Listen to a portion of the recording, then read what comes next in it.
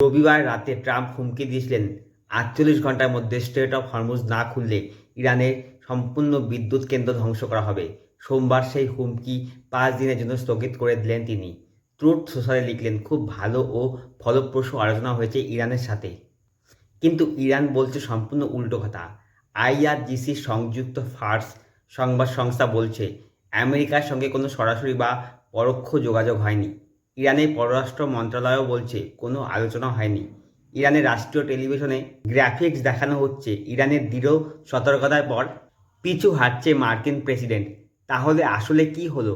ফার্সে এক অজ্ঞাত সূত্র বলল, ইরান হুমকি দিয়েছিল মধ্যপ্রাচ্যের সব আমেরিকান ঘাঁটিতে বিদ্যুৎ সরবরাহকারী পাওয়ার প্ল্যান্ট ধ্বংস করবে, উপসাগরীয় দেশগুলোর গুরুত্বপূর্ণ জল পরিশোধন কেন্দ্রেও হামলা করবে এবং ইসরায়েলে হামলা আরও তীব্র হবে। সেটা শুনে ট্রাম্প পিছু হেঁটেছেন। এই ঘোষণার পরে তেলের দামও কিছুটা কমেছে। মধ্যস্থতার চেষ্টা করছে ওমান, তুরস্ক ও মিশরের মাধ্যমে। ওমানের পররাষ্ট্রমন্ত্রী বলছে তারা হরমুজ খোলার জন্য কঠোর পরিশ্রম করছে, কিন্তু সমস্যা অনেক গভীরে।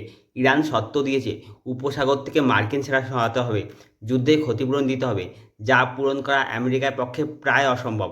আর এদিকে ইরানের ইউরেনিয়াম সমৃদ্ধ ভাণ্ডার কোথায় আছে সেটাও এখনও অজানা। ট্রাম্প বলেছেন ইরানের নৌবাহিনী নেই, বিমান বাহিনী নেই, বিমান প্রতিরক্ষা নেই, কিন্তু ইরান এখনও ইসরায়েলে মিসাইল মারছে, হরমুজ বন্ধ রেখেছে। যুদ্ধ এখনও পর্যন্ত ২,০০০-এর বেশি মানুষ নিহত হয়েছে, বেশিরভাগই ইরানের। ৫ দিনের আলোচনায় কিছু হবে কিনা, নাকি যুদ্ধ আবার ফিরে আসবে, সেটাই এখন দেখার।